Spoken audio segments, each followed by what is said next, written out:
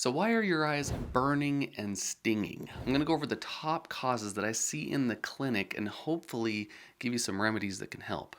Let's focus in. Number one is a pinguecula or a pterygium. Kind of some weird words right there. These are both tissue growths that originate from the conjunctiva of the eye. The conjunctiva is the clear layer of tissue that covers the white part of the eye, or the sclera. And these actually can become elevated growths, and they can have deposits of fat, protein, and calcium. Now, a pinguecula usually has this off-whitish yellow color to it and usually stays over the white part of the eye, the sclera. And this is actually something that's definitely common. I see it in the clinic all the time. I actually have one in my right eye. And the pterygium type of growth can actually extend over the cornea. Sometimes it can reach the pupil and actually get in the way of the vision. Now, if both of these are elevated enough, it actually can affect the equal distribution of the tears over the eyes. Every time you blink, you're supposed to spread a thin, clear layer of tears over the eyes, and when those are elevated, your eyelids kind of rub over it and it causes the tears to kind of disperse in different areas, and that portion, the elevated portion of tissue, constantly gets exposed to the air because tears don't cover it very well. You can kind of think of it as an island in the middle of the ocean. An island is constantly exposed to the air. Even if it rains or anything like that, the tears or the rain will fall into the ocean and the island just remains in the air. And that's what a pinguecula is, just on your eye. The cause of these is usually UV damage, so from sunlight. In fact, a pterygium is often referred to as a surfer's eye because it's commonly found in people that go outside without sunglasses and they're around environments where the sun reflects off of a surface and gets their eye. So that combined with dryness. So if you live in dry environments, dusty environments, that can, combined with the UV damage, cause these growths. So the treatment for this is more just trying to keep them from getting worse, keep them from getting more elevated by either wearing sunglasses, protecting your eyes from UV damage, using artificial tears, keeping your eyes lubricated and keeping them moisturized. And also, if it gets bad enough, there are surgical options that you can go in and get them surgically removed.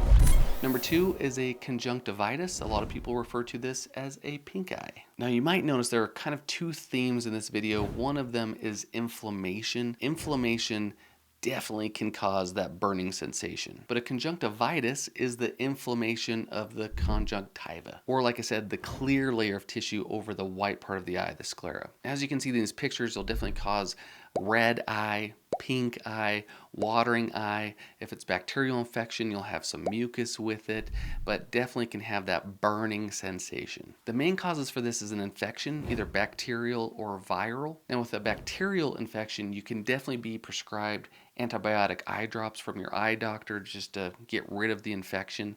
With a viral infection, a viral conjunctivitis, sometimes it's tricky. Sometimes you just have to let it run its course, kind of like having a cold.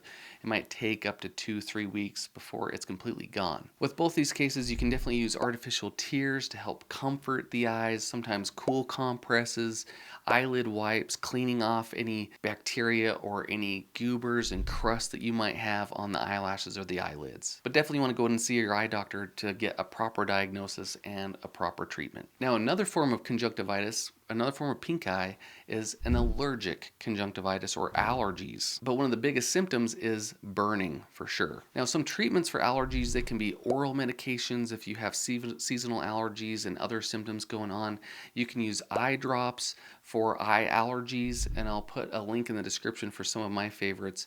But kind of a double whammy here is when you take medication, whether it's oral, pills, or eye drops, sometimes that can dry your eyes out. So not only do you have a conjunctivitis, but for treating the conjunctivitis can get dry eyes, which can cause your eyes to burn even more. So in that case, when you're treating your eye allergies with the drops, maybe cool compresses or oral medications, I usually tell people to use preservative-free artificial tears just to keep those eyes lubricated, flushing the allergen out, just keeping the surface nice and moisturize as well to help with that burning symptom. Number three is keratitis. Now, this is the inflammation of the cornea or the clear dome of the eye. Now, unfortunately, there can be many different causes to a keratitis. This can be from infections, viral infections, can be from irritants or chemicals that you got in your eye, can be from an injury or an abrasion, can be from your contact lenses, maybe from the material of the contacts or the solutions. It could be from eye drops that you're using. Maybe you're sensitive to the preservatives in the eye drops, or maybe you're allergic.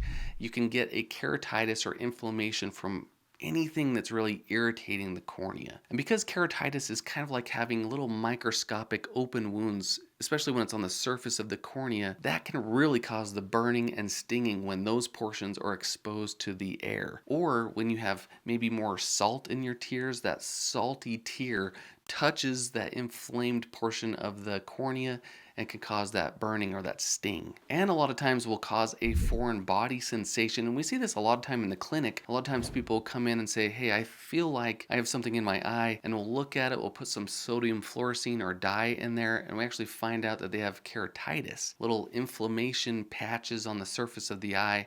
And when their eyelid rubs over it, it makes it feel like there's actually something in the eye, a foreign body. Now the treatment for these can range depending on the cause. A lot of times it can include artificial tears, preservative-free artificial tears, just to kind of soothe the surface of the eyes. It can also include steroid eye drops or anti-inflammatory eye drops, or it can also include antiviral eye drops or medication, depending on if it's a virus, kind of like herpes, can cause a form of keratitis. So with this case, and like the other ones, if you're experiencing these symptoms, you definitely want to go into your eye doctor and get that proper diagnosis so you know how to treat it properly.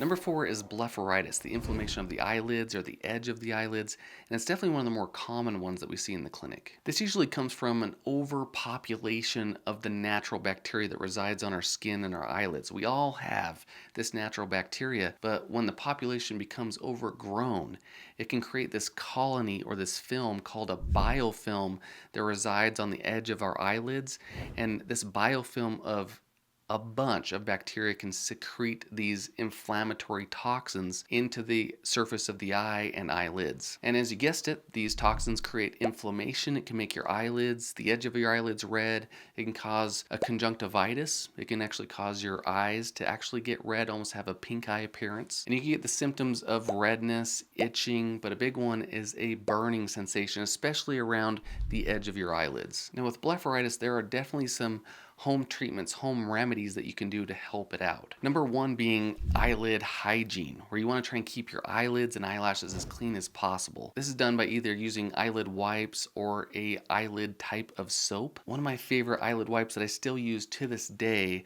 is from Tear Restore called HYPOCHLOROUS. You can get it at Walmart, Target, online. In fact, I did a whole video testing different wipes, and I'll put that link in the description below the like button if you want to check it out. Another thing that I'm really partial to is an eyelid soap called Clean. They actually have a soap that you can use with their silicone tool to kind of scrub your eyelids and eyelashes, and it works really well. I actually use it every morning. And then if you want to get really serious, if your blepharitis and dry eyes is really affecting you, then you can look into something called NewLids. It's an actual device that you can buy that actually does a really good job at scrubbing and vibrating those eyelashes and the oil glands and the eyelids to really get a deep clean that you can do at home. And again, I'll put all the links to these in the description below. This video is not sponsored.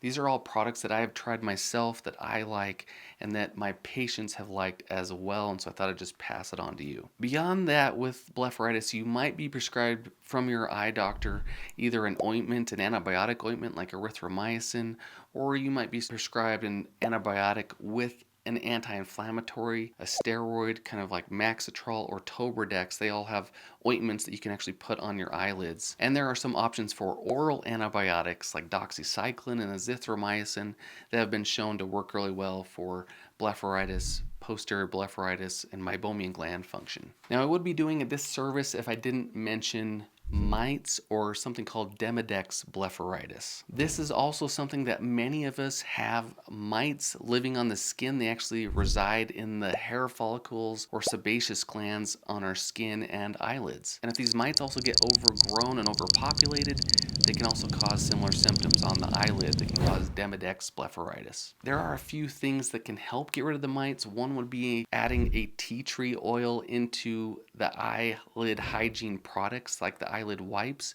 and I'll put a link in the description with some that have the tea tree oil in there. A couple prescriptions. One is ivermectin 1% cream that you can actually rub on your eyelids. That's been shown to help get rid of these mites. And then another one that's fairly new, it's an eye drop called Extemvi that came out in 2023. It's been approved for Demodex blepharitis. Number 5, and definitely the most common that we see, is dry eyes. And if you haven't noticed, the other theme to this video is that dry eyes is pretty much linked with every condition that I mentioned in here. And definitely one of the top symptoms of a dry eye is a burning, stinging eye. In fact, there is actually something called burning eye syndrome. It's actually a condition for someone that might have a chronic neuropathic pain that comes from having dry eyes. They'll just constantly, chronically have a burning eye. Dry eyes is actually one of those diseases that's considered multifactorial. There are many different causes, a lot of times multiple causes for one person for their dry eyes, which can make it tricky to figure out the root cause to treat the root cause of their dry eyes. And this can range from many different things, such as oil gland production from the oil glands, making sure the oil is actually a good consistency for the tears, low tear or water production, too much evaporation of the tears. It can be autoimmune related or diet related. There are just an endless number of possible causes. So then the treatments become multifactorial as well, especially if you're someone that has a combination of different types of dry eye conditions. And your dry eyes might be caused or linked to a number of things that we discussed in this video. So what I'll do for this part is in the description, I'll put some of my favorite dry eye remedies. That can include my favorite drops, preservative-free artificial tears, warm compresses, omega-3s. I'll put the list down there so you can check them out. Again, not sponsored. These are just ones that I've tested myself and that my patients like as well. One of the main reasons why people have this burning sensation is when they have poor quality tears. The tears, or the water part of the tears, will evaporate, and they'll evaporate too fast, leaving the surface of the eye exposed to the air and making it so the concentration of salt in your tears gets higher. So when you have salty tears and your eyes are exposed to the air, that's where the burn comes from. And I actually did an experiment where I experienced this myself, where I stared at a computer screen for 24 hours straight to see what it would do to my eyes. And burning was definitely one of the top symptoms that I had in my right eye. If you want to see what I went through, I'll put the video right here. Or if you want to learn more in depth about dry eyes, causes, and treatments, I'll put my whole playlist right here. I hope this video helped. If you have any questions, leave them in the comments. Stay focused.